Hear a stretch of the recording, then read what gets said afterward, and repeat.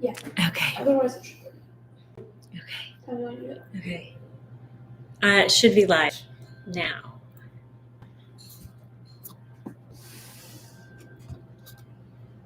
Yeah, I see it. Okay. Hi, everybody. Sorry we had some technical issues, but fortunately I have my son here. He's helped me out. Hey, there I am. Okay. Hopefully some people will join. And basically, it's a couple days before Thanksgiving, and I'm going to make some pie crust. So I thought, why not just do that together? So hopefully some people will join. And as we go, I'll be answering questions. Some that you all have already sent in, some common questions I get. And then, of course, feel free to send more questions as you have them, and I'll do my best to answer them. Okay. Hi, Pamela. 25. Hi, Insecure Chef. That's okay. You're welcome here. I'm insecure too, actually. I was so nervous leading up to this. It was my first live thing, and so nervous. And I was trying to think the last time I would have been that nervous, because making shows at home, usually they're recorded, so I'm not that nervous, but I was so nervous. And I remember, this was actually several years ago, quick story. I was going to be on the Rachel Ray show in New York City, and I was so excited. And then I got there, and I got in the car to head to the studio, and I called my brother, and I was like, I think I'm going to be sick. I am so nervous. And he said, Marie, just go inside and start making pies. Once you start doing something and you kind of get in your zone, you won't be as nervous. So that's what we're going to do today. We're going to just jump right in and Which people? From the UK. Okay. So from where? UK and New Zealand. Oh my gosh, we have people from the UK and New Zealand. Hi, Ruth Ann. Hi, Dorothy. Hi, Karen.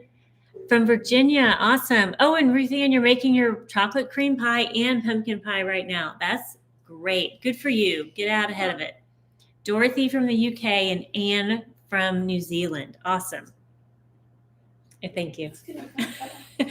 Well, okay, so I think, do y'all have questions? Oh, Ruth Ann's in Maine.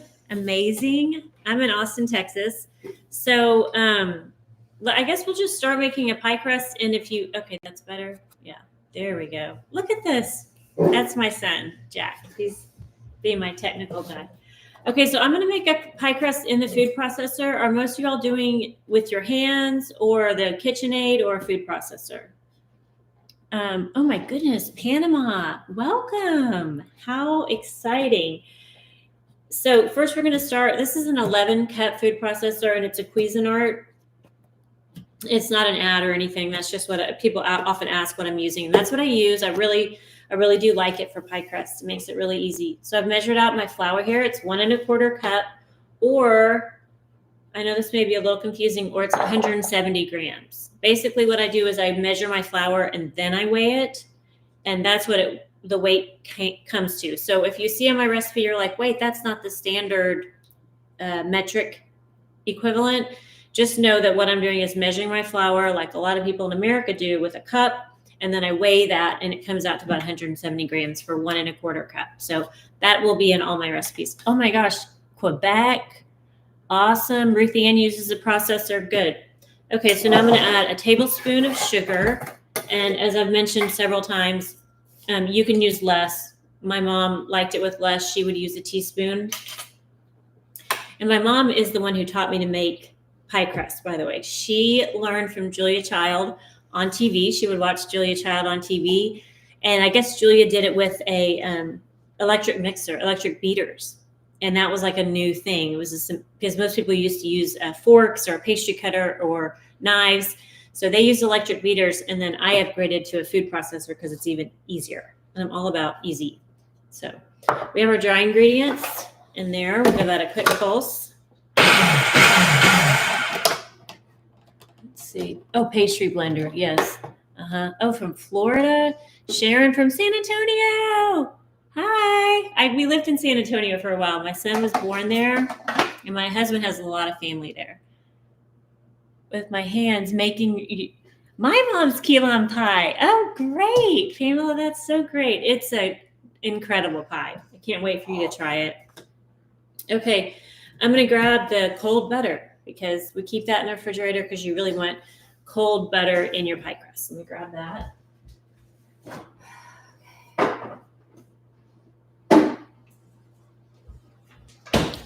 I'll answer a few quick questions that I get a lot about butter. This is 113 grams. It's 1/2 cup or 1 stick cold unsalted butter. And you can use salted butter. If you use salted butter, you just leave out the salt. The only reason I don't is really just out of habit. We always bought unsalted butter, so I've always used that and added the salt. The other reason is that sometimes if you use salted butter, you won't know exactly how much salt you're getting because different brands have different amounts. And the other issue is that salted butter has more water in it than unsalted, so your crust might be a little bit wet, but it's not going to make a big difference. So whatever you have is fine, but I do get that question a lot. Can we use salted butter? Absolutely. Just leave out about a 1/4 teaspoon salt. That's what's usually in salted butter. Are we seeing any questions on there? People are from New Jersey and Tennessee. Oh, New Jersey and Tennessee. Mm-hmm. That's awesome. Is this a good time for live streams? I wasn't sure. Y'all let me know if there's a better time. I'm pretty flexible except when I'm in the carpool line. So that's like 3 to 5 central. Okay. Okay, we got our butter in there. I'm going to give it a few quick pulses. Probably 6 or 7.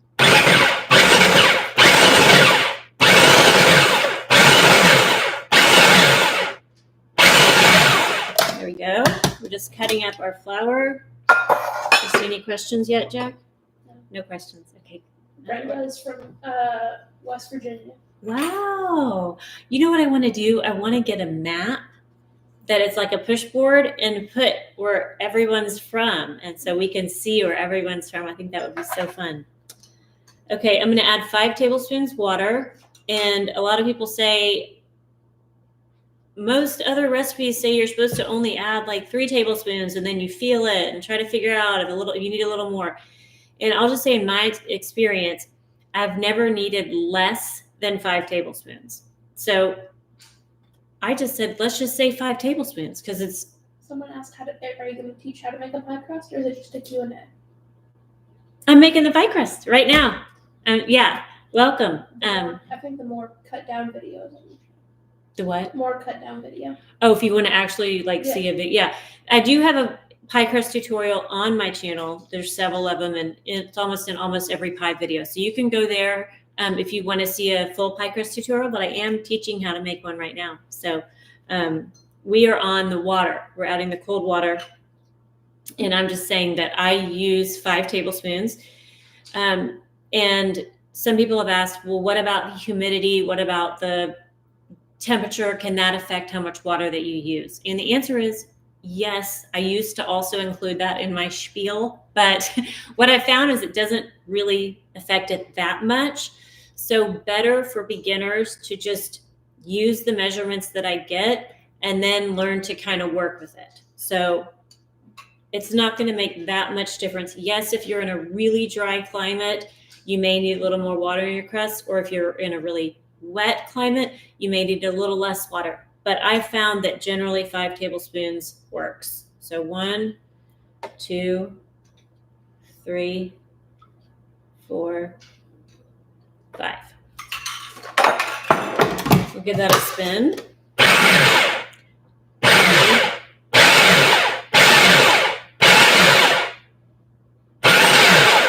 Looks about right.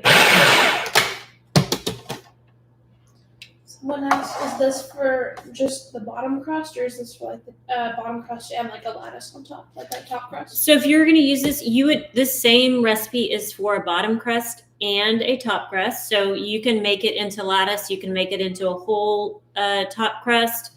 I use a 9-inch pie plate. It's a 9-inch Pyrex, and it's not super deep. If you have a deeper or wider pie plate, you'll have to roll this a little more, or it may not be enough. You may need to use like 1.5 crusts. But to answer your question, yes, this is for a bottom crust or for the lattice.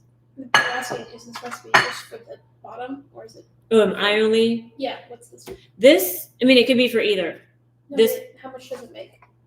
It makes enough for the bottom crust. Oh, I see. This makes enough for a bottom crust. I always make my bottom and my top separately. I don't like to make them all at once because it's harder to mix the flour and butter. I mean, the butter and water into the flour. So that's a question I get a lot is, can I double your recipe to make the top and bottom at the same time? And my recommendation is don't do that because I really just prefer to make them back to back. Okay, move this out of the way. Grab my press and seal.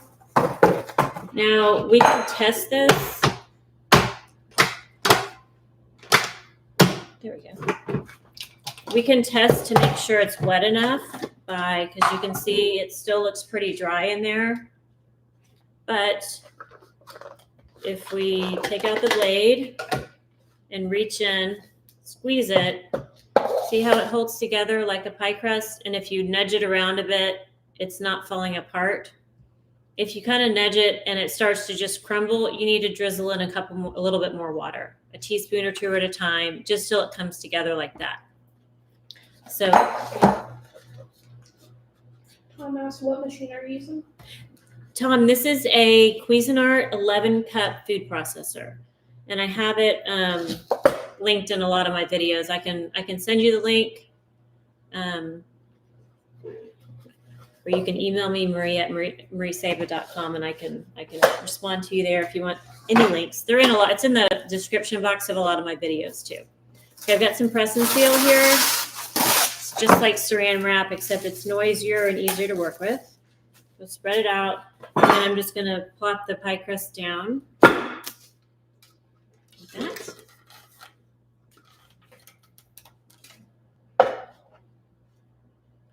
And what we're going to do is just pull it together. This is the no mess pie crust. Still haven't made a mess yet. I'm just going to bring it together. Not that I'm against messes. It's just that I don't want to have to clean it up usually. What else? Someone's thanking you for all your cooking.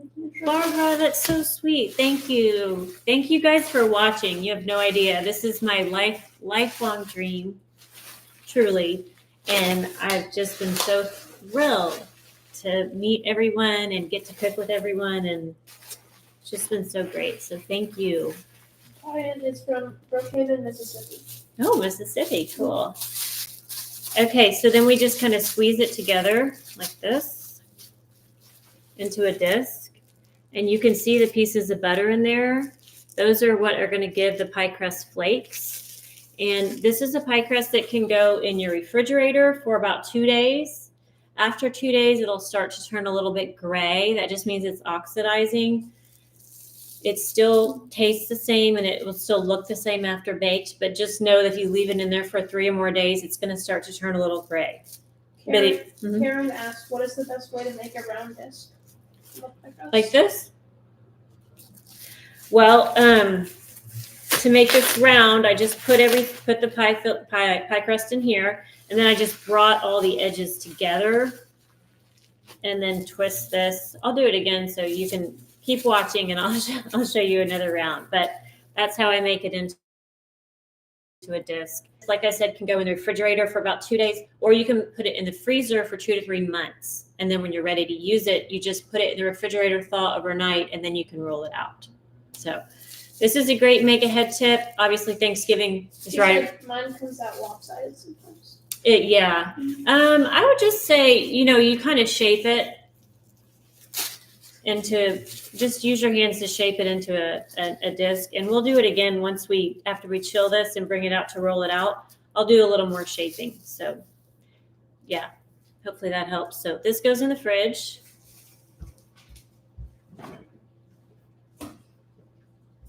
Do we have any other questions?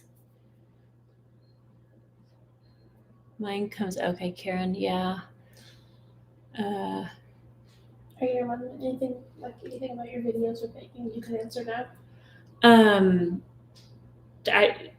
if they're gonna ask any Yes, if anybody has any other pie crust questions,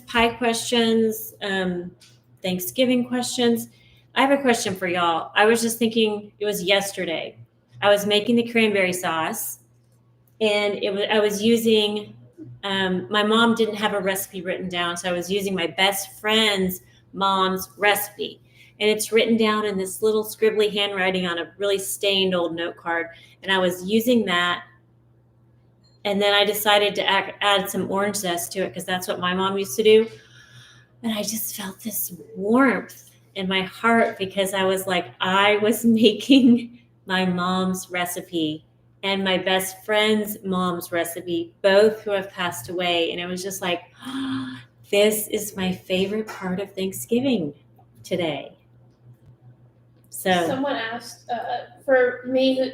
Maybe reading the questions. What would you rate the apple filling? And I would say like a 7 out of 10. Mm-hmm. He gives it a 7. He's a pretty hard reviewer, let's just say. And then Dorothy asked, "Are you gonna make a pie?"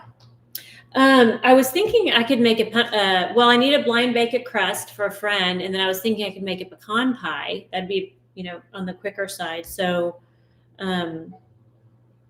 yeah, let's do that. We could make. Should we do one more crust? Let's see. I'm feeling okay. And someone asked, do you need to add more liquid if you use whole wheat flour? Yes, definitely. Whole wheat absorb. It's going to be a completely different consistency. Unfortunately, it is. It's going to absorb a lot more water. I actually don't ever make whole wheat crusts, so it's going to be kind of some trial and error on your part. You could do like half white, half wheat. That might work a little better. Or if you do all of wheat, just do plan to add some more water. Or if you watched my latest video on vodka, you could add some vodka, because I don't know if you know a lot of people ask me about, have you ever used vodka in your pie crust? And it's because you can add a liquid that makes the dough easier to work with, that doesn't trigger the gluten development. So your pie crust is a lot flakier. And that might be a way to add some liquid to a whole wheat crust. So just an idea, but again, I really don't do that often. So Strawberries saying, I just discovered your videos and they're amazing. And then she's wondering, making crust and filling tonight and making it tomorrow night. Would you refrigerate the finished pie Wednesday night or keep it out covered? Okay, which kind of pie is it? Does it say? Pecan. Apple. I would leave out. You can leave apple out. You can leave apple out overnight, and same with pecan. Pumpkin, I would generally refrigerate because it's the custard pie. And I do think making pies ahead is a great idea, especially apple. Apple pie is actually, I heard from a bakery owner once, she would never serve it unless it sat overnight. So apparently the apples kind of have a chance to kind of settle overnight. So if you can make it the night before, that's a great idea. We'll save you some time. Strawberry's also making her first apple pie. Ooh, that's exciting. I've got to make an apple pie too. We're having apple, pecan, pumpkin, and chocolate cream, and I'm making chocolate cream for a friend. Okay, I'm gonna measure. Does anyone ever measure? I'm gonna measure out the flour just because it's a little easier. The Insecure Chef says, speaking of cranberry sauce, I've used orange zest with a pinch of cinnamon and clove. Ooh, I like that. I was wondering what other flavors might kind of round it out. That's a great idea. I may do some cinnamon and cloves. Yes, I did the orange zest. It was really nice. Okay, so we're adding our flour one more time from the top, making a pie crust real quick in the food processor. We're going to use 170 grams or 1 1/4 cup all-purpose flour. Oh, you know what's fun? Grab the baking powder. I forgot about that. Have y'all seen that crust? The crust I've been doing with the baking powder? I really like it. A lot of people asked about if one could use self-rising flour in a pie crust. And I said, well, let me test it out. So I tested it out, and self-rising flour is just flour with baking powder and salt added. Turns out I loved it. It was really puffy. It kind of, so it's really nice texture. It's a little thicker, but I liked it. So let's put some in this crust. Let me get my measuring spoons. Oh, here they are. So we put our flour in. Now we're adding 1.5 teaspoon baking powder.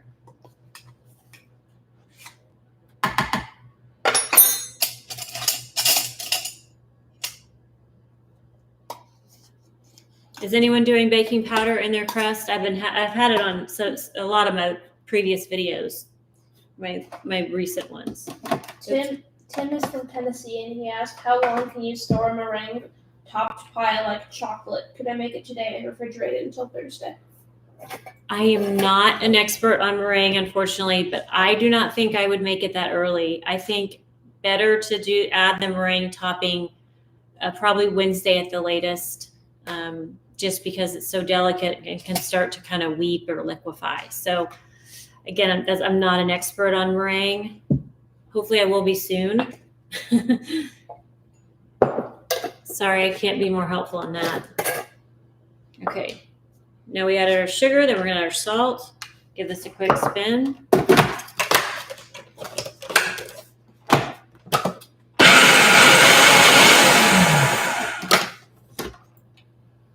Okay. Can you talk about your pie crust decorations? Oh, yeah, sure. Let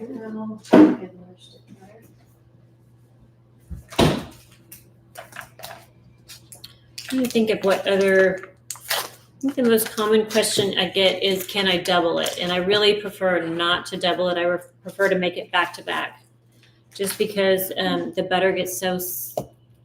It's harder to distribute the butter and water in the flour evenly, which is a key part of pie crust. So.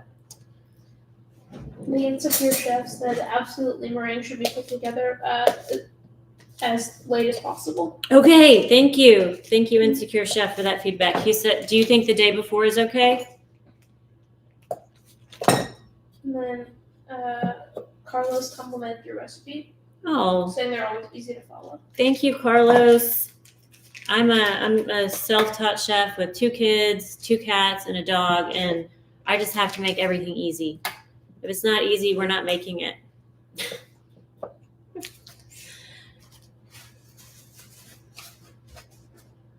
And I try to simplify stuff too, because some people, they just skip over like the hardest part, and you're like, well, what about that? So, okay, now we're gonna pulse this a few times.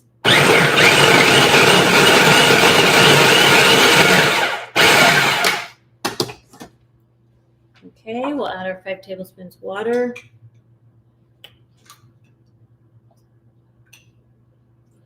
The Insecure Chef said, my daughter's mother-in-law making meringue for 20 years. The day before, we would require it to be cold refrigerated. Okay, so the day before, keep it in your refrigerator cold. Thanks so much for that tip, and I love that. I swear, mothers and mothers-in-laws and grandmas, they know everything.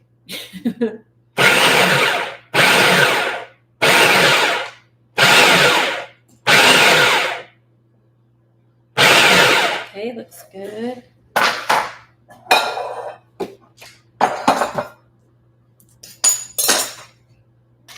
Get some press and seal.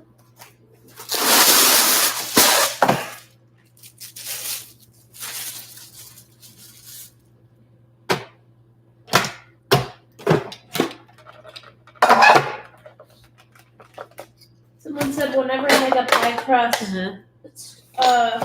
I bring it out and let it sit for a while so it doesn't crack. While rolling it, it gets wet very quickly, making it difficult to roll. Yes, I agree with that. If it starts to get sticky, you can always put your pie crust back in the refrigerator. If you have space, of course, that's always the challenge. Like, I don't have room for a rolled out pie crust in my fridge. Okay, I'm gonna flip it over. But yes, that is a great idea. Someone asked, what side of the press and seal do you put down? I always flip it, so they call it the sticky side. I put the sticky side up, and someone asked me, what are we putting on our food? And there's nothing there. Or how you roll that? Okay, how I roll it up. Yeah, that was Karen, I think, was asking the disc. So I flip it over, and this is called the sticky side. I put the sticky side up. I don't feel anything, so I'm not aware of what is, if anything's going into the food, but you know, there's that. Okay, so I'm just gonna, Karen, if you want to watch, I'm just gonna bring it together.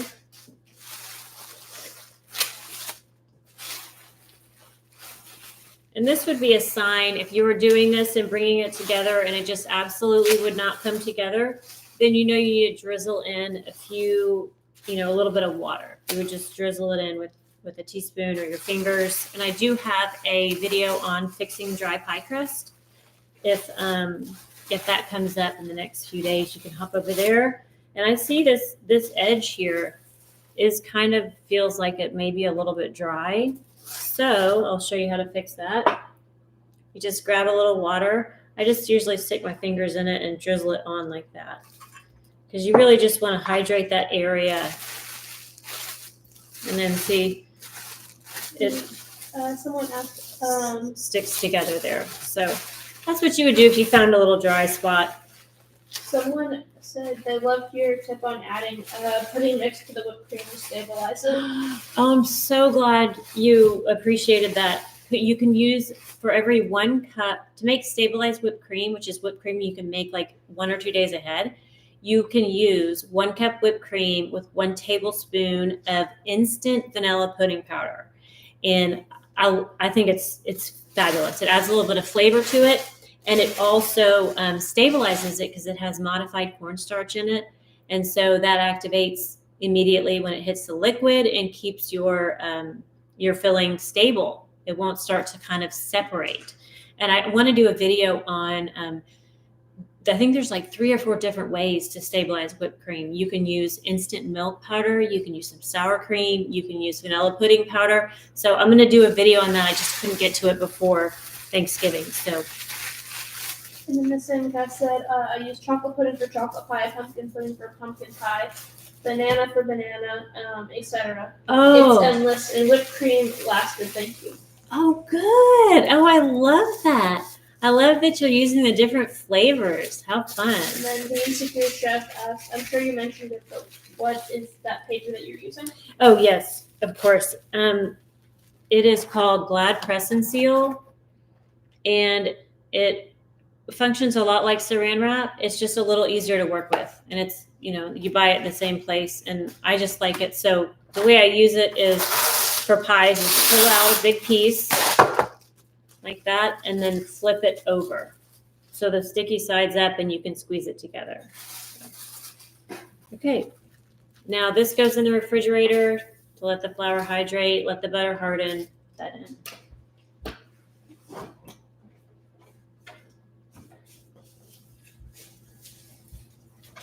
This one, I don't think it's been a full 20 minutes. So it's been in the fridge, but we're going to live life on the edge and try to roll it out. And if we have some problems, then we'll just fix them.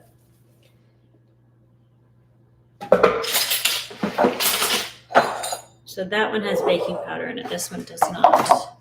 Is anyone using the baking powder or vodka in their pie crust? I'll be curious to hear how that goes, or if you try it. Okay. Oh, okay. Let me do that after I do. I'm gonna show, if you saw my apple pie video at the very end, is a demonstration on how to do lattice and how to do decorations with leaf cutouts. And so I am going to show you how to do the leaf cutouts if you haven't seen them. If you haven't seen the video on that, and you can decorate your pie with leaf cutouts, and it is so beautiful and so much fun. My kids have always loved to do it. So it's a great one if you have grandkids or just want to have some fun yourself. It's really fun. Someone from Belgium. Oh, hello from Belgium. That's so cool. Welcome. Can you please clarify what the lower? Yes, Jean, I'm so glad you asked that. The lower third of the oven, I don't think I can take my camera over there, but in your oven, there are usually like 2 trays, and trying to think. So the 2 trays She kind has of. 6 trays. Oh, you have 6 trays. Okay. Well, if you can just sort of mentally divide your oven, like I would take out probably a few of those trays because it's going to be too many trays to fit in a big pie probably. But you have to just kind of mentally divide your oven into, there's a top third, the next third, and the bottom third. And usually it's divided by those shelves. And if you have 6 in there, and that's just a really kind of crowded little oven you've got there, or big oven maybe. But Someone's from Poland. But yes, hopefully that helps, Jean. You have to just the lower third. It's not the bottom. It's usually like one shelf up. So if you're in the lower third of the oven, you put the pie down there because you want more heat on the bottom of the crust, because people always complain about getting a soggy bottom crust. So a lot of recipes will recommend, and I definitely do recommend it if you are wanting a crisper bottom crust, put your pie lower in the oven. So there's the top, the middle, and the lower third. If you put your pie down there, you'll get more heat, hotter heat on the bottom, which can help with a soggy bottom crust. There's someone from Poland. Poland, my gosh. I don't know what the time difference is over there, but I'm glad y'all could make it. Okay, so I've got a little flour here. This is really going to test me. We'll see how it rolls out. Because it didn't refrigerate very long, but... Could you use a freezer if you need to wash all pie crust? I have done that before. My son asked, could you use a freezer if you want to speed up the process? You definitely can do that to speed up the chilling the butter part of the process. But the other part is you want to let the gluten rest, and that's not going to rest any faster no matter where it is. So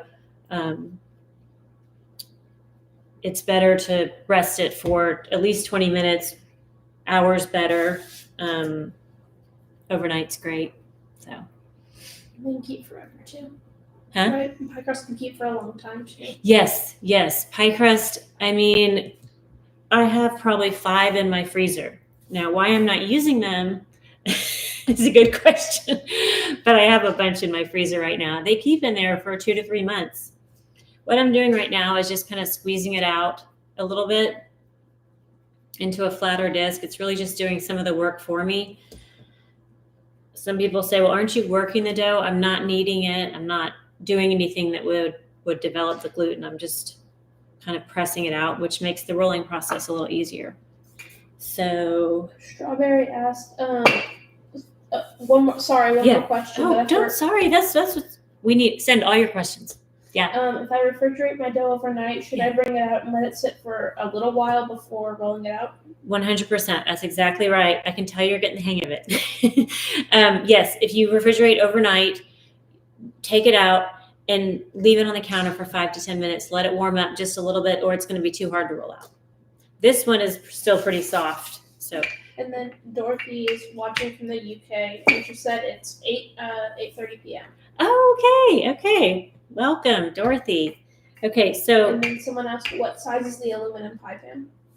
For the blind baking, I assume. That's what I usually use it for. So real quick, every time you roll, you want to turn it a quarter turn, or every couple of times you turn it a quarter turn. And I always mention this in my videos. It's because that'll help you keep it in a round shape while you're rolling it. And it also helps you, it prevents it from sticking. Because if a pie crust sticks to your counter, it's generally the one problem that's hardest to solve because you have to kind of scrape it up and start over. So to avoid sticking and to keep it in a nice round shape, Karen, this might help. You turn it a quarter turn. And then Tim said, I preheat my baking sheet in the oven and then place my pie pan on it to help with the soggy bottom. Yes, I have heard that. Tim is suggesting to preheat your baking sheet that you then set your pie on. And that hot sheet will help cook the bottom of the crust. The only reason I don't do that is because I always leave my pie crust in the freezer, and I use a Pyrex glass pie plate. So I'm a little worried about putting something that cold directly on something hot. But if I have the pie crust sitting on the baking sheet and then put all of that into the oven, I've never had a problem. And then Karen said, thank you. That's what I was missing with the quarter turning. Okay, good. Yes. So quarter turn after each roll, that will really help keep it in a round shape.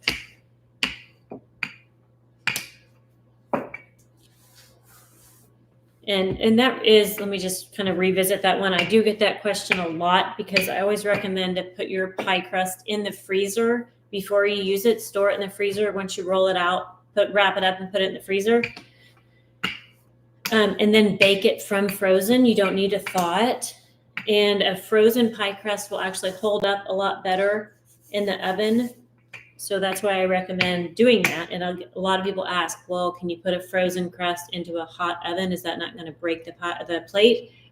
Again, I've never had a problem, but the precautions that I take are as I let the pie crust in the plate, I let it sit on the counter for about 10 minutes while the oven's preheating. Then I put it on a baking sheet lined with parchment paper and put all that in the oven. And I've never had a problem. So, hello. Hi. I'm so glad y'all are saying hi because I could go on. And so this is good that I was like, I'm going to have like a timer that goes off to make me stop talking. What's funny too is I'm actually kind of a quiet person.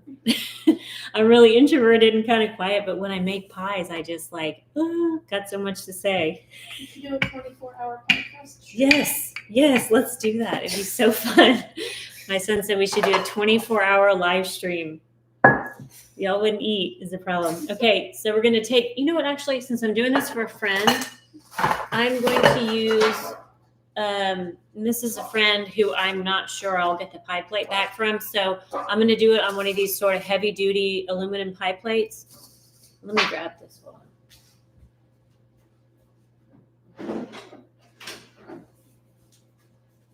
Okay, just to be sure. Measure from inner edge to inner edge. And this is, it's about it's about 8 1/4 inches wide. So if you're wondering how big it is, that's what that is. And Christine asked, what is the aluminum pie plate size used for blind baking? Okay, that is this one. And I'll look, Christine, this is the one that I use for blind baking. So I think it's this, might be even a little smaller. Let me see. This one, it's a little misshapen, but inner edge to inner edge looks like it's about 8 1/2 or a little smaller. So it fits just nicely inside a 9-inch pie plate.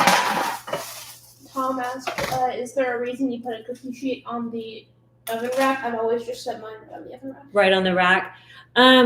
Yes. Oh, great question. I love it when you ask a question that I know the answer to. That one I do know. I set it on a baking sheet lined with parchment paper because even when I'm baking a crust or if I'm baking a fully filled pie, something always drips over, whether it's just butter from the crust or whether the filling's bubbling over. And if that bubbles over and leaks into the bottom of your oven, especially around the holidays, you're going to be in a world of hurt. You're going to have a big mess to clean up, and it starts smoking. So always use a baking sheet lined with parchment paper.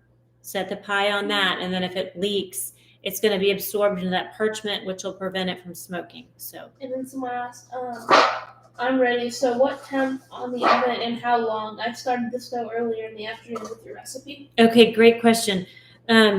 Let me just show this before the crust gets too warm here real quick. So to measure, I set the pie plate right on top of the pie crust, and you want about 2 inches all the way around.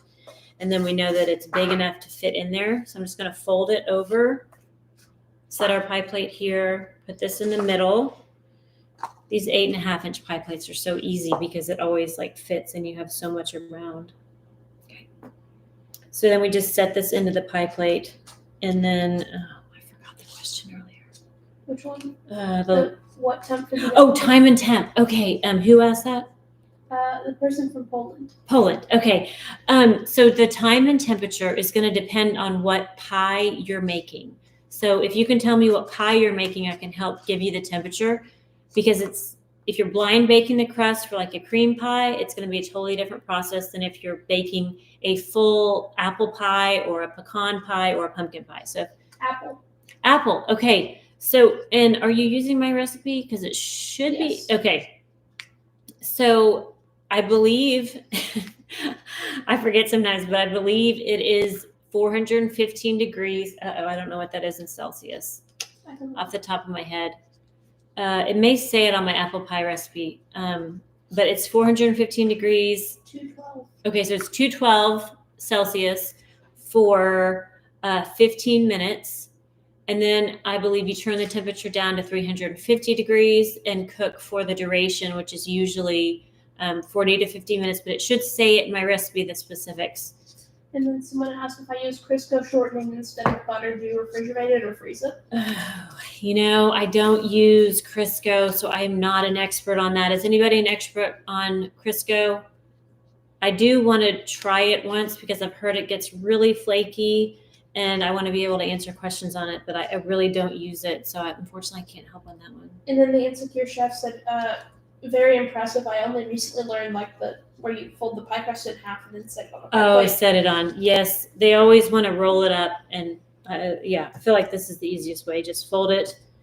And then now we've made a nice edge here. I just folded the crust under itself to make this nice thick edge. So if you've seen other pie making videos, a lot of people will cut off the excess. I don't like to do that. I love to make a nice big edge. And then It makes it really pretty.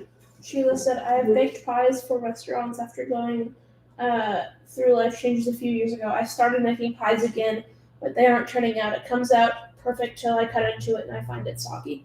Oh, the bottom soggy. I wonder which kind of pie it is. That can make a difference. But my recommendations for avoiding a soggy bottom is, first of all, always freeze your pie crust. And then do not, especially if you're making a fruit pie, you don't want to leave the filling in there, sitting in there in a raw crust. If I put a fruit filling in here right now in this soft, warm crust, it would just turn into like a just really soggy situation that is not going to harden up once you get it in the crust. So to avoid that, what I always do is freeze my pie crust before I use it. Then for fruit fillings, often it is great, like for my apple pie filling, I cook it ahead a little bit and add some flour, which helps reduce some of the juices when it's going in. Other people will just strain the fruit filling, and so you're not pouring in just like buckets of juice in there. Those are some suggestions. And then also you don't want to let your pie sit with a filling in it for a long time because, again, it's just going to turn to a soggy mess in the bottom. So those are some suggestions to avoid a soggy bottom. Also, you want to cook it at a high temperature for the first 15 minutes, which is what all my recipes suggest. So at least 415, or that's 212 degrees Celsius for at least 15 minutes. And that hardens up the crust, helps crisp up the bottom. So hopefully that helps. But we'll be working more on that going forward. I want to do a whole video and tutorial on how to avoid a soggy bottom. You said 61 viewers. Oh, great. Awesome. So glad y'all are here. My kids said I would probably get 2 people. That was my sister. My daughter said, oh my God. She is like full on teenager and she's like, you'll probably only get 2 people. So I don't know. Okay, now we're going to flute the edge. You can use your thumb or your knuckle. I'm using 2 fingers, and you're just going to press the dough in between the knuckles and 2 fingers, and this gives you a nice edge. Some people do these little pinches, and I don't like the way it looks. I like a nice, big, fluted edge like that. So I do my thumb and the 2 fingers like that.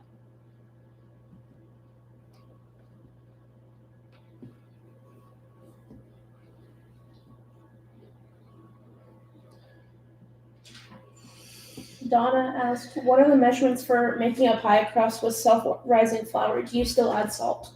So great question. No, you do not add salt because the self-rising flour has it in it. Okay, so let's see.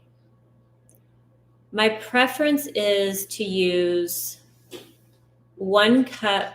Okay, if you're using all self-rising flour, just use the 1 1/4 cup self-rising flour.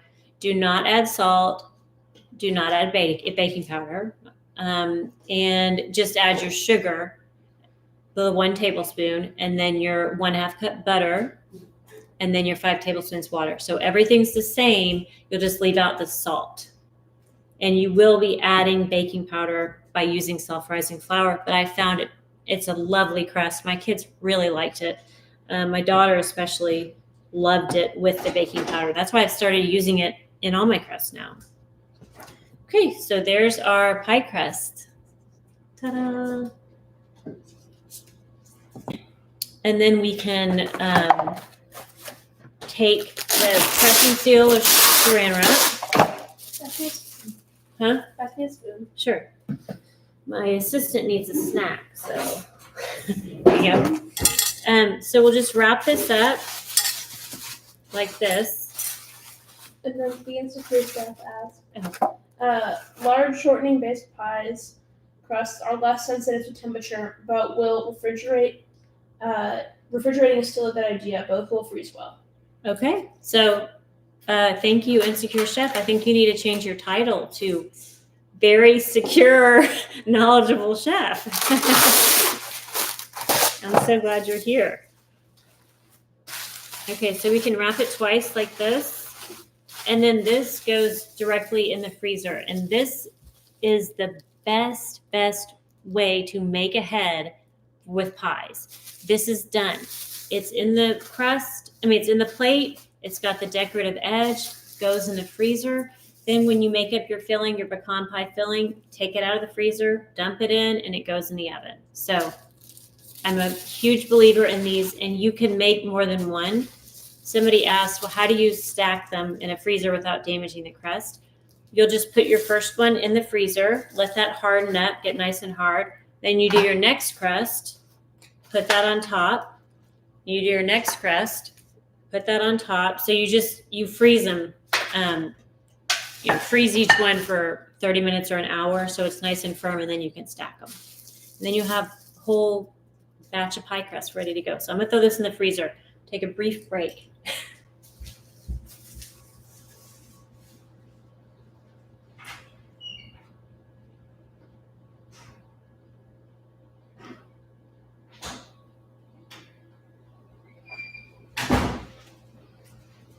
Okay, we'll do the Insecure chef also said, these are things I've learned from my daughter's mother-in-law. Oh, that's so great. What a great resource. Wonderful. Okay, so these are Trader Joe's pie crusts, and I generally don't use them for pies. And I feel weird buying them because I have a pie crust channel, basically, but they're good to have around in a pinch, and they're really fun and easy for decoration. So if you make all your pie crusts and you're like, I don't want to make any more, if I want to decorate the top, I'm just going to use a Trader Joe's pie crust, and they actually taste pretty good and they brown out pretty well. And so I'm sure there are other brands that are lovely. I've gotten some from Whole Foods that were fine. They're not as good as homemade, but take some shortcuts. It's okay. There's no judging, no judging on this channel. Okay, so with the Trader Joe's crust, they come out like this, and mine always break. I showed this once before in my hand pies recipe, and people said mine never break. I don't know what's wrong with you, but mine always break. So what I do when I take it out of the plastic is just form it into a ball, and we're going to roll it out ourselves.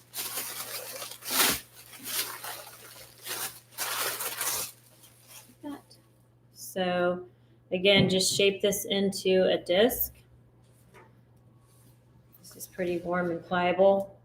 These you can store in your freezer and then thaw in the fridge overnight when you're ready to use it. Oh, thank you, Jack. Oh, this is so exciting. Jack is getting out. Should I open it over here? Yes. Jack is getting out. When you hit 100,000 subscribers, you get a YouTube play button. And I've been waiting to open it with y'all because I'm so grateful.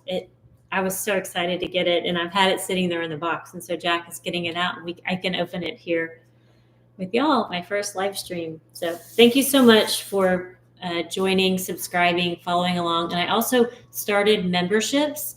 I don't know if y'all know much about memberships. I really didn't, but I'm looking forward to it. There's 3 levels. You can be a neighbor, friend, or family. And there's different subscription levels, and it's a way to support my channel, keep my website ad-free, because I have no ads on my website, and I would really love to keep it that way.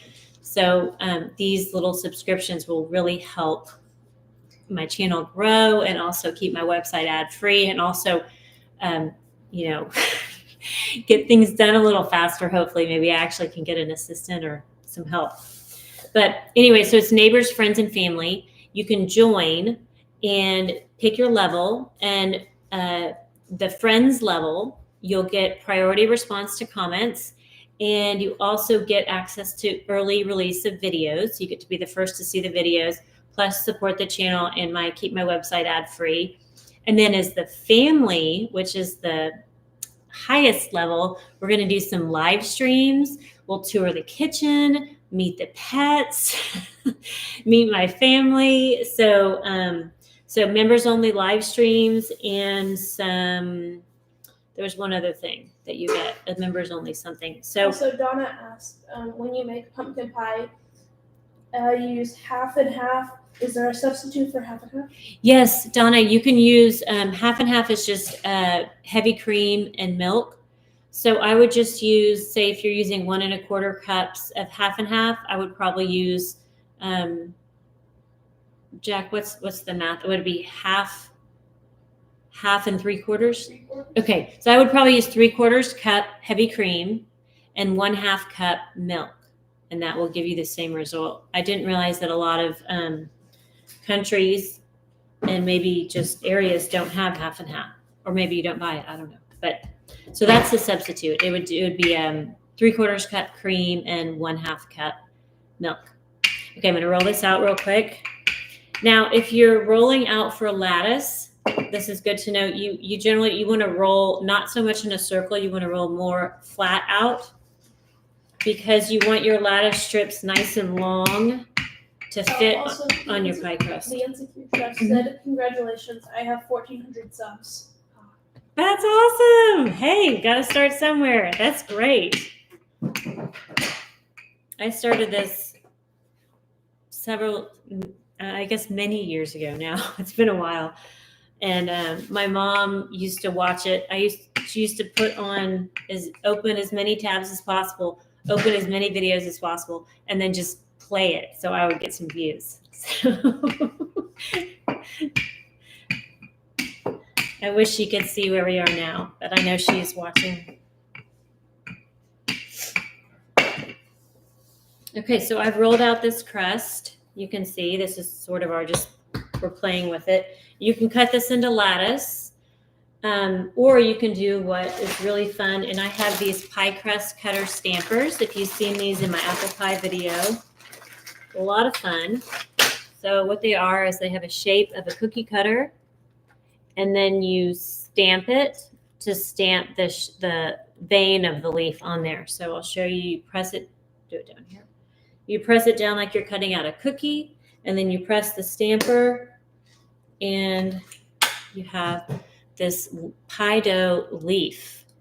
And you can use that to decorate the edges of your pie. And I have lots of pictures on it showing the different ways you can decorate it. And I'll show you, we can paint them with some food coloring, natural food coloring, don't worry, but you can paint them red and orange, and it is gorgeous. One thing to keep in mind, if you are using these cutter stamper cutouts, they shrink in the oven. So say you put them all around the edge of your pie, they're going to shrink a little bit. So overlap them if you want them to be touching. Just keep that in mind. Kathy said, just joined, missed the ingredients for the pie crust. Hi, Kathy. Glad you're here. It's 1 1/4 cup all-purpose flour, 1/4 teaspoon salt, 1 tablespoon sugar, and then it's 1/2 cup unsalted butter, and 5 tablespoons water. And if I went too fast, it is on my website. Or you can email me, marie@marieseba.com, and I'll be happy to send you a link. But yeah, that's my standard pie crust recipe. So we'll cut out a few of these. Do you want to paint some? Yeah. Okay, my daughter may come over and cut some out or paint some. Hi. Okay. Yeah, let me throw this away. Let's see. Just okay. Okay. Yeah, hold on, I'll be right back. Mm-hmm. Okay. Okay. Looks like we're getting through most of the comments. Is anybody using the cutter stampers on their pies this Thanksgiving? It's on my apple pie video if you want to see a tutorial for how to do them. One way to decorate with them.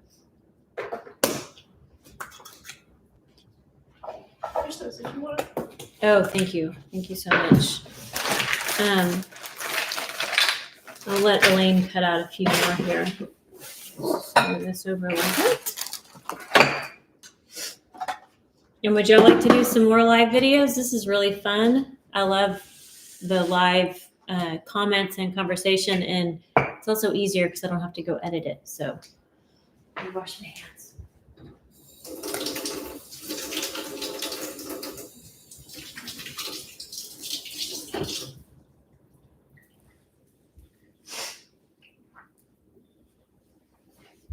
Okay, why don't we do it? Let's open this box. Oh, thank you. So I'll take that. We blacked out all the address information. That was so smart. This is the 100,000 subscribers. My kids have been helping me all along the way, so I'm glad they're here too. Where are the brushes?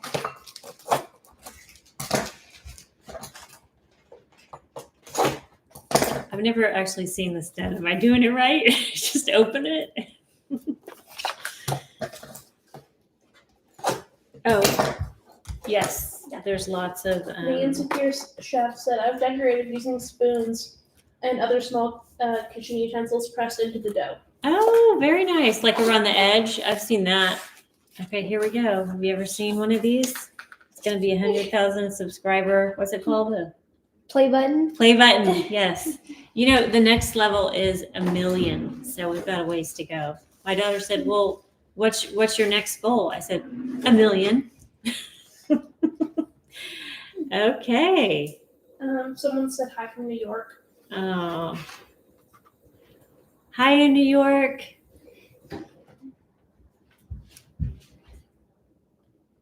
Oh. Wow, that's so sweet. Okay. Here is the letter or the play button. Okay, here's the play button. Wow. Presented to Marie's Kitchen for passing 100,000 subscribers. So cool. Yeah, so cool. Awesome. Tom says now you gotta hang it in the kitchen. Right. You gotta find a place for it. Okay, I'll be back. Hold on. Very nice. Okay. Okay, she's gonna paint some leaves. I'm gonna put it on a plate. Okay, you can take that. That's what And then maybe while she's doing that, I We're can. getting congrats from Karen and Barbara and the person from Poland. Thank you all so much. And It's then just so. Dorothy said, how much butter in grams? In grams is 113 grams. And someone said, hi, Elaine. Oh, she'll be so excited. Someone said, hi, Elaine, you got to come back. I know, that was Ainsley. Oh, what? Oh my God, that's her friend. That's awesome. Hi, Ainsley. Someone saying, Maria is saying hello from Dartmouth, Massachusetts. And Oh, Dartmouth. congrats. Cool. Oh, more people saying hi, Elaine. Oh, is that Dad? No. Oh, no. Oh, no. Wait, who is that? Who just someone just said? Someone said, Hey, Pookie. Who is that? It's Oh, another one. that's Julie. It's my daughter's other friend. Well, now everyone knows that my husband and I call each other Pookie. And it's the most annoying thing to anyone listening to it. So now you know. We call each other Pookie. And I know if he's like really mad or if something is a big deal, he'll be like, Marie. And I'm like, you use my first name? Okay, great. And then Tom asked, how much does the flour weigh? And did you ever answer the butter question? So the butter's 113 grams. The flour weighs 170 grams. The salt, I think, is 1 gram. And the sugar, I believe, is 12 grams. And the water is 75 milliliters.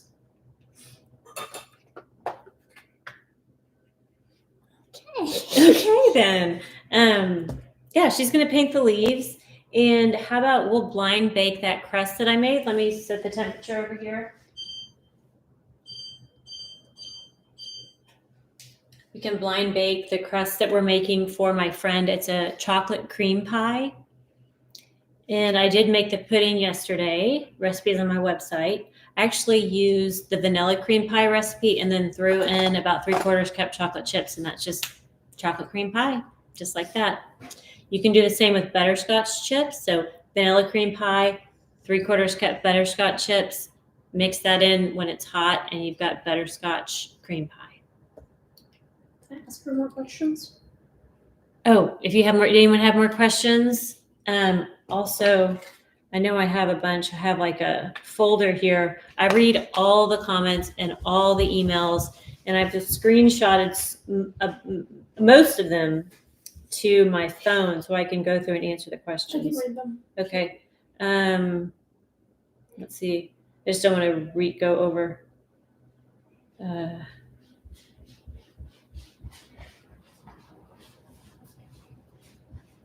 Okay. Tom says he loves the live Q&A. Oh, good. I'm so glad. Some people have asked, can you use the pie crust recipe for savory pies? Girl, you got to keep your hands out of your hair. And someone says, So you can use it for savory pies, like if you want to make a turkey pot pie, same pie crust, you can use a little less sugar, more like a teaspoon. Or if you want to use it for empanadas, savory empanadas, same pie crust, just use a little less sugar. Or you can use no sugar. The sugar actually helps with browning, so I do like to use at least a little bit. Helps with browning and I think with flavor. But yes, I think it was Luz Rosas asked about, is the pie crust good for empanadas? So yes. and then someone says, do you blind bake for pumpkin pie? So that is a very common question, and it's a great question. I personally do not blind bake for pumpkin pie, and I like the way mine turns out. But I know some people are very, very particular about not wanting a soggy bottom with a pumpkin pie. And so my recommendation is, if you want to blind bake it, you can. There are people that do that. The only thing you need to be careful of is if you do blind bake it, you'll need to protect the crust because it's going to be in the oven for so long. It's going to be in there for the blind baking, and you're going to take it out, add your pumpkin filling, and put it back in. So make yourself a crust protector out of foil. See how it just covers the crust? That will prevent it from burning. Or you can use the pie shield like I use in a lot of my videos I don't have over here. But if you're going to blind bake it for a pumpkin pie, just be sure to protect the crust because it will burn if it's in the oven that long. You don't have to blind bake it. I don't. And what I do instead is I freeze the crust, bring that out, preheat the oven, pour the pumpkin filling in right at the last minute. You don't want it sitting in there. And then that goes in the oven at a high temperature, 415 degrees. And I find that a really cold crust going in with the high temperature underneath is going to sort of set the crust into place and prevents a really soggy bottom. So hopefully that helps. And answers your question. It's really I'm going to do some more testing on that and find out what really is the best way. But now I do not blind bake for pumpkin pie. Mainly, I'm a little lazy, so I have my other ways to kind of try to avoid the soggy bottom. But a lot of people do for pumpkin pie and sweet potato pie, those custard pies that cook at a lower temperature. So hopefully that helps. What was I going to do next? What pie are you making? Oh, look. Or is it just pie crust? Well, I'm going to blind bake the crust for the chocolate cream pie. Oh, So it's look, she painted her leaf. Isn't that so pretty? And the colors do come out this even brighter after baked. So they come out really lovely. So let me get the crust that we've been freezing and we'll blind bake it, and I'll show you how to do that. I'm running out of space here. And this sure is warm. How many types of pies have you made? Is that Jillian? Yeah. I don't know. Yeah, I don't know. I mainly do pumpkin, apple, pecan, coconut cream, vanilla cream, chocolate cream, buttermilk pie. I'll have to think about it, but there's been a lot. Let me go get my frozen pie crust.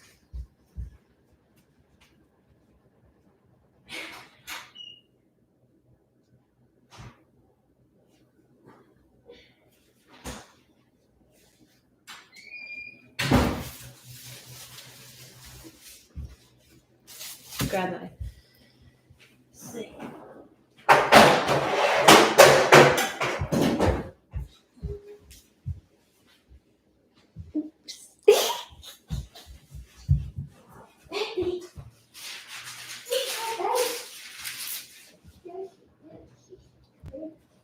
Okay, so the oven's not quite preheated yet. I really love this live format. It is so much easier that I don't have to edit the video and that we can ask questions in a live format. So if you have a preference on the time of day, will you leave that, send me an email or leave it in the chat? I guess tell me what time in the what's it called? Eastern, Central, the time zone. Tell me your time zone.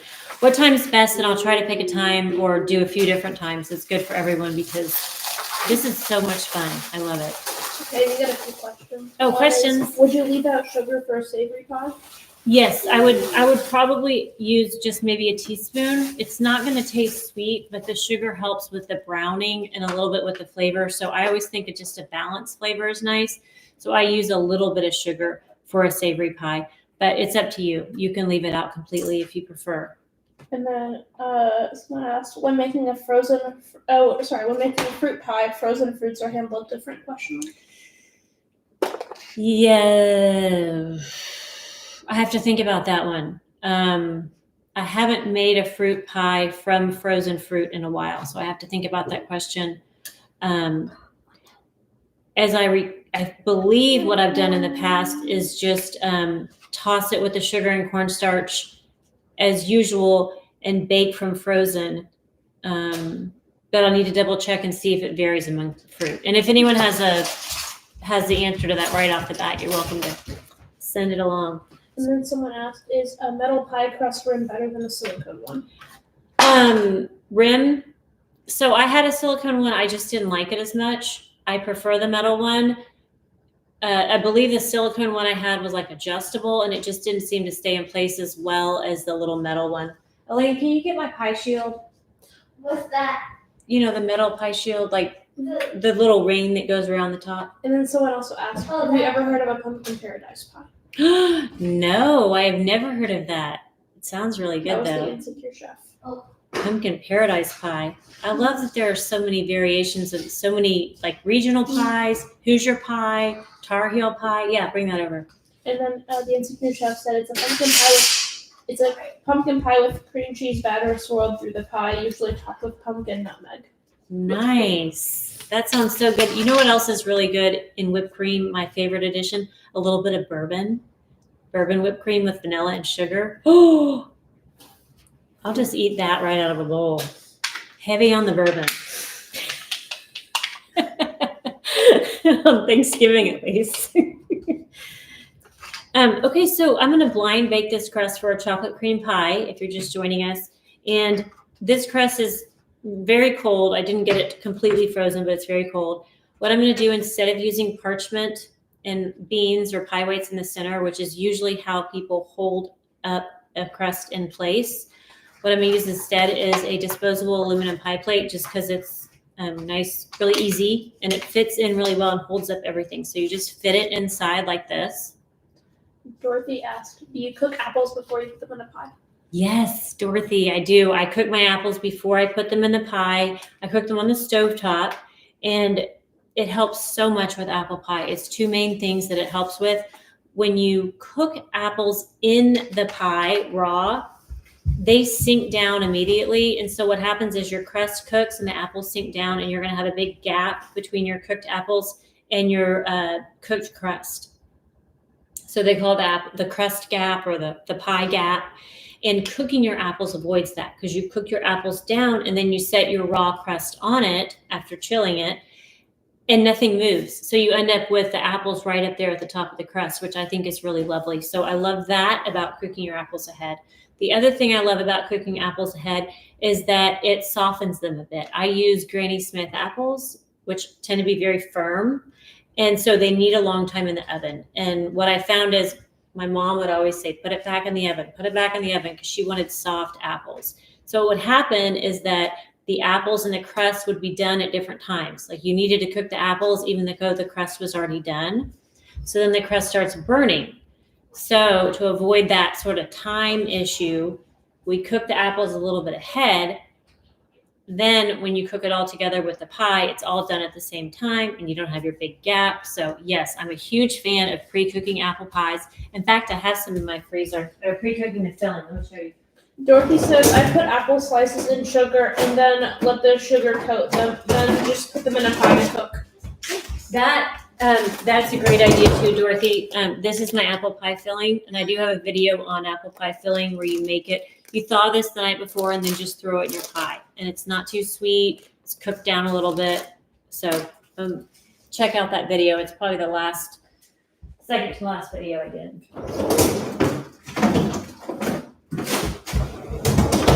Okay, so let's get this guy in the oven. This is our blind bake pie for, we're running out of battery. Quick, go get a cord and could you please? I'll do it. Get the plugger from over there and an extension cord. Oh no, we're running out of battery. What are you at? 20%. It's fine. It is? Yeah, just keep going. Okay, so now what you can do also to help keep your crust in place if you want is you can use this Mrs. Anderson's pie shield. It's a pie crust shield that works kind of like this to protect your crust from burning. It can also help hold your crust in place. So if you have problems with your crust sagging, all of these things together, this in the middle, this on top, will all help your crust stay in place. So because there's really nothing worse than putting a beautiful crust that you took so long to make and opening the oven and it sagged down into the center. Believe me, been there, done that, and that's why I have all these methods. Then I'm going to take an oven-proof bowl, put that in the center, and that provides weight. You could also use rice or beans or pie whites if you want. I just find this easier to set right there in the center. So we'll put all of this on our baking sheet lined with parchment paper, because this crust will melt. Some of the butter will run down. You do not want that in your oven before the holidays. It's going to start smoking. So always, always bake your pies and pie crust on baking sheet, is at least my recommendation. So this is going in an oven at 415 degrees. Lower third would be great. You'll get a nice crisper bottom that way. So we'll put this in.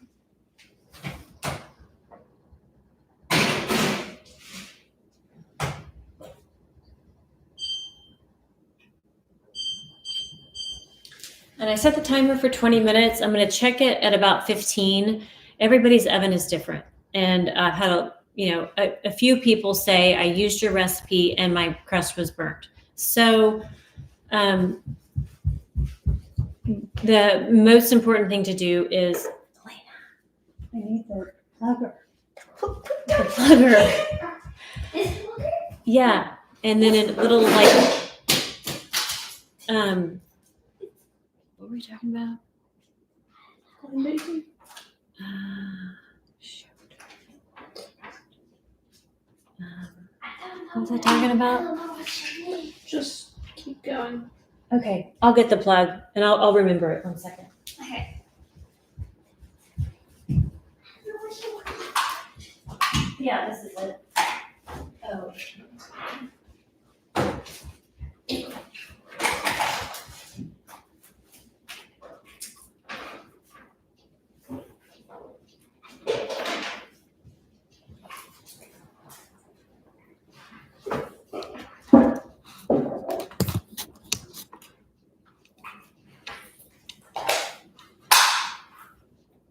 I can get it. I can get it.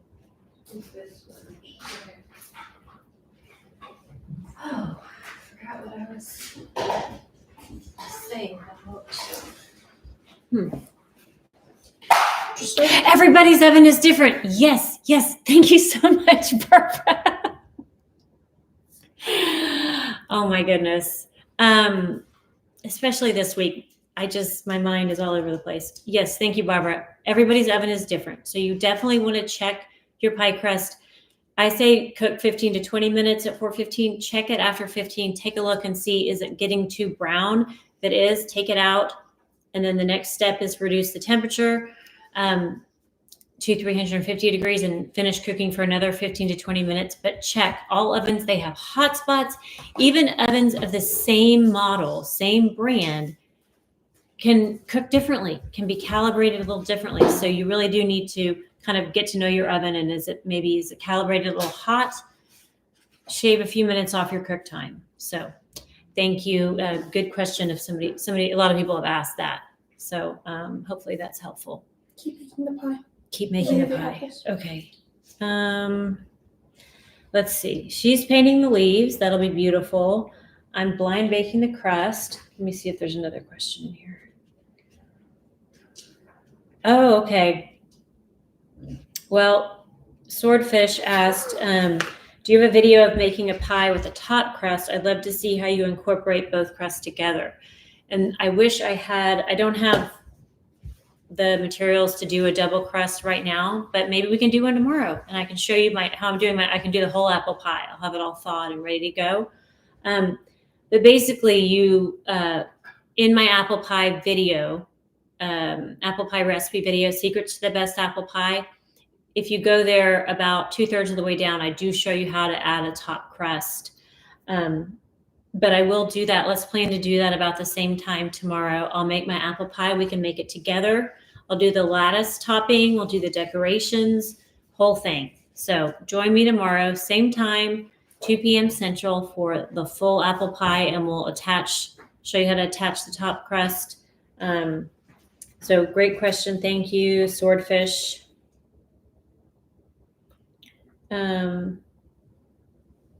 A lot of people ask, when do you prick the bottom of the crust before baking? And I got that question so many times. There's a whole video on it, is when to prick the crust.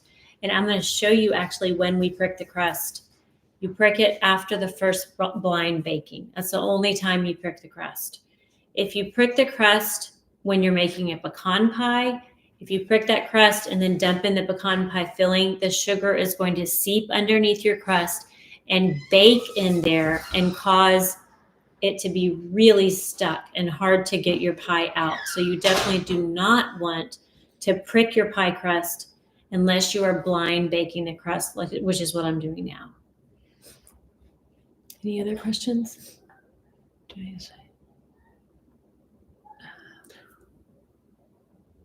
Keep baking your pie. Oh, I hear you. Insecure chef. Yeah, no, a lot of people just don't cook with alcohol or don't have it in the house, and I totally get that and respect that. So,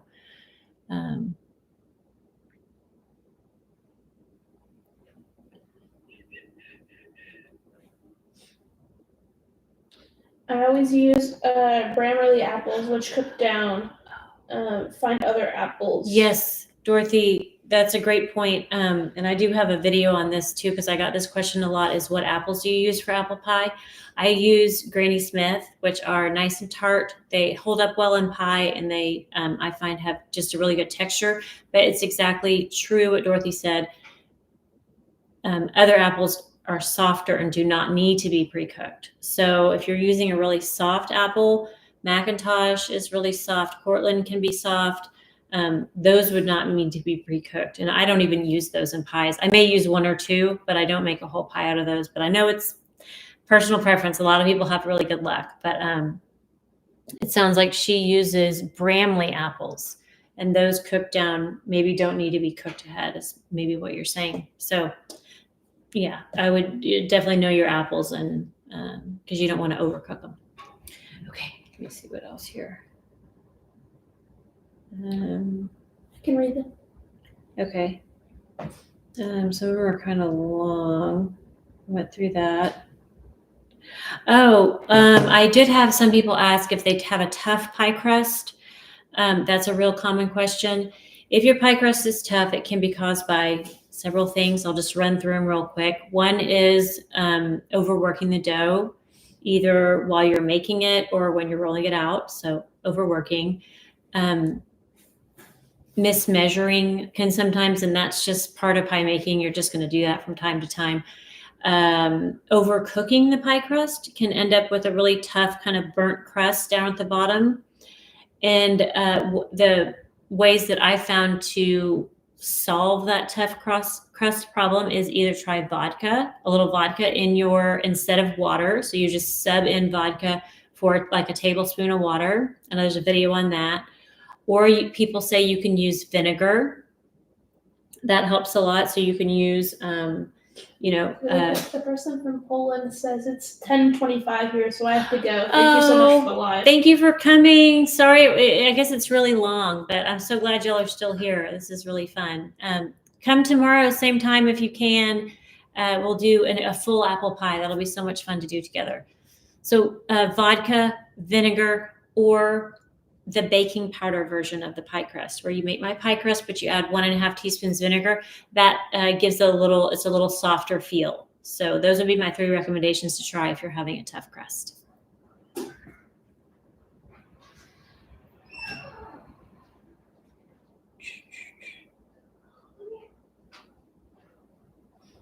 Let's see how much time. We've got 12 minutes there. What should we do next? I think you should make the apple filling, or you can make a lattice. Love the blind bake idea with the pie dish. We'll definitely try it. Good, Dorothy. It's a real winner and it's so easy. And I will show you how to remove it. So just let me show you how to remove it with a dish towel so you don't burn yourself, because the bowl can get a little bit hot, but it works like a charm. Hopefully, anyway. Let me see. Oh yeah, it's looking great.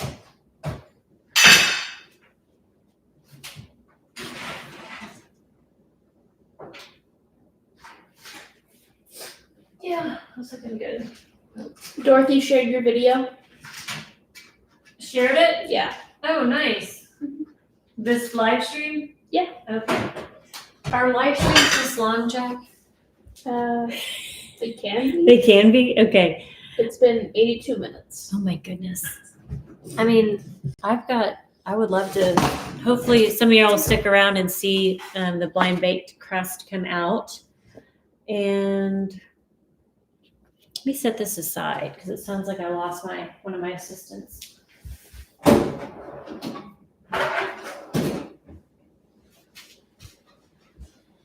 The insecure chef said he has to go cook dinner, and so he has to leave the live stream, but he said he loved it. Thank you. And congratulations on the subs, and they should stop by his channel. Thank you so much. I'll be sure to subscribe to yours as well. Everybody check out Insecure Chef. He's obviously got a lot. It's a he, right? I'm not sure. He or she has a lot of great knowledge already, I can tell. So I can't wait to check out that channel. And thank you for watching. Enjoy your dinner. And I'm going to try to come back tomorrow and make a whole apple pie. So come join me then. I'm just going to finish up this blind baked crust today. And then Christy said, "Hi, Maria. I started watching you last Thanksgiving. I made your apple pie, and it was and even did the lattice and the leaves. That's wonderful. I'm so happy to hear that. How fun. So glad. And you can make the apple pie ahead and freeze the whole thing with the filling, with the lattice and the leaves on it. You can freeze the whole thing and then bake from frozen. So that's a great make ahead tip.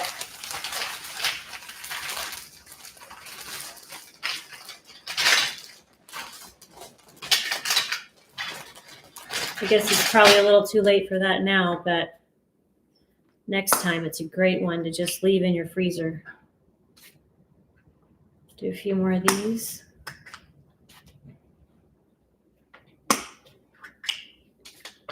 I've had so many requests for chicken pot pie. So that is definitely coming up in the future.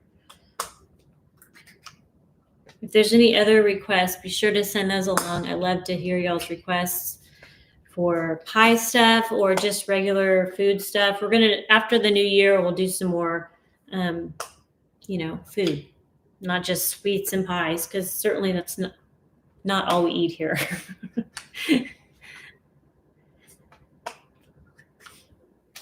Just doing a bunch of leaves. And you can, if you make the leaves, you can put them in your freezer ahead of time. They keep really well in the freezer.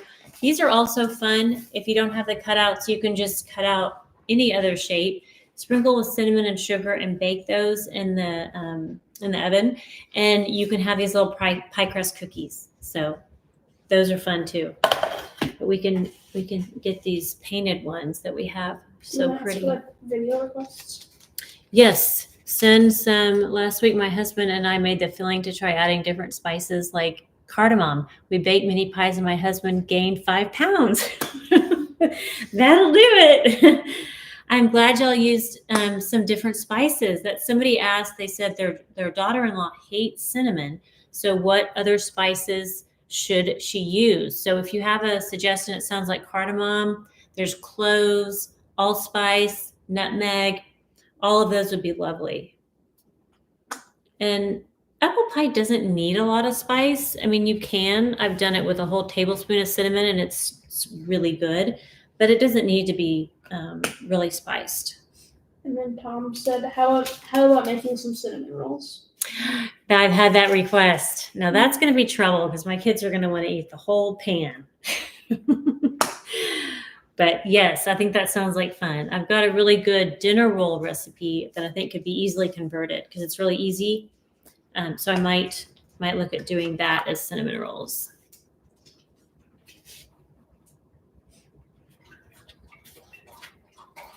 Okay, these can go in the freezer and we can use them to decorate our pie. I really enjoyed this. Hope to see you tomorrow. Thank you, Karen. Thanks for coming. Thanks so much. I can't wait to see you tomorrow.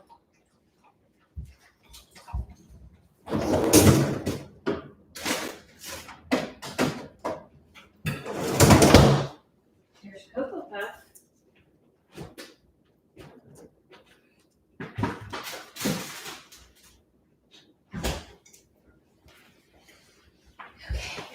Let me just see if that crust Someone said the leaves look so cool. Thank you. Aren't they fun? And there are other seasons. If you want to get some for Christmas, I do a really fun holly leaf.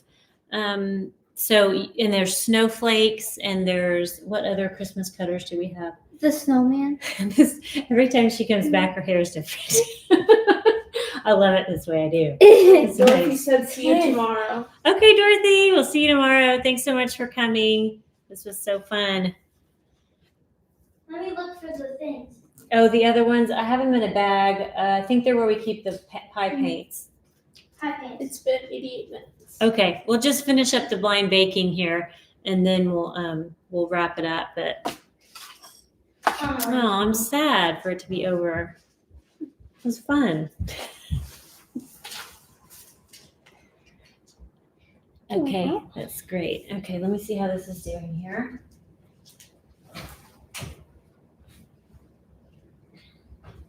Looking good.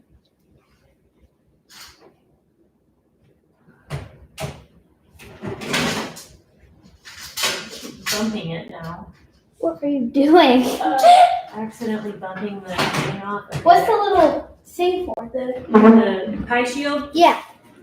That is to protect the crust from burning. It also helps hold it in place.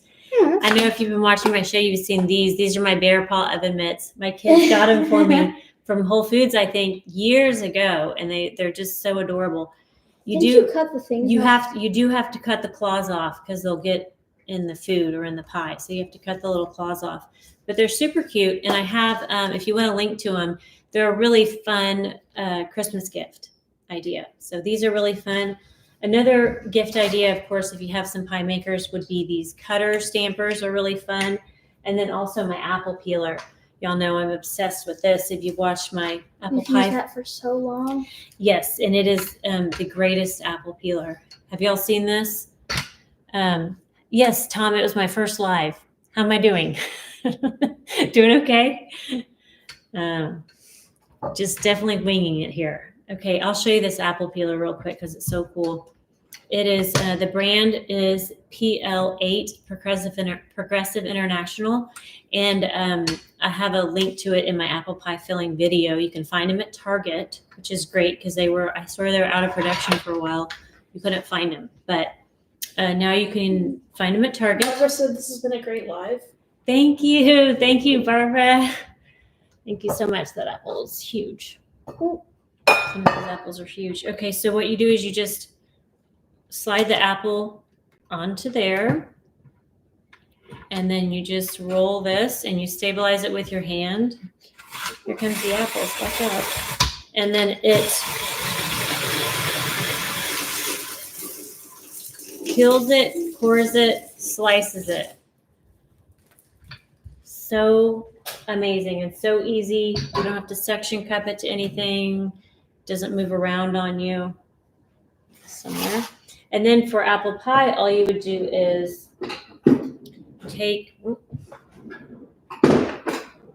for apple pie, you just take a knife and I just cut down the middle and look at your apple slices. Ready for apple pie, apple crisps. So I love that apple slicer. For me? Yes, for a snack. Goes out. Okay, we'll check on that pie crust so we can move along and finish that up. Okay, this is going to be hot, Sissy. Want me to move? Well, I just want you to know. Okay.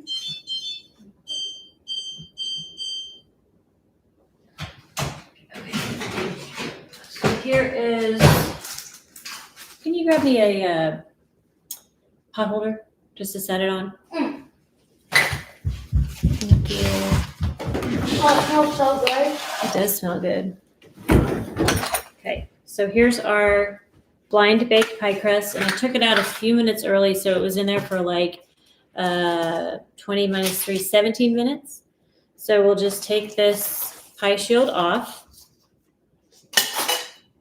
Then we'll use a clean kitchen towel. It's so pretty outside. It is pretty. Okay, so then you take a clean kitchen towel and you just pop up this foil piece here. Pop that up, set it aside. And there is your blind baked crust, and it all stayed in shape. You see how it all stayed? It didn't sink down to the middle. Isn't that nice? Then this is when you prick your pie crust. So we'll grab our fork. Here.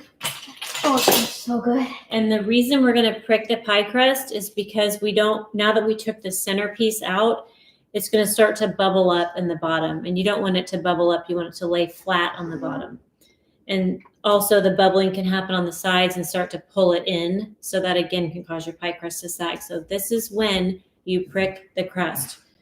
After the first round of blind baking, you just prick to prevent it from bubbling up. Do a little on the side. And then this goes back in the oven for 20 more minutes or until nice and brown.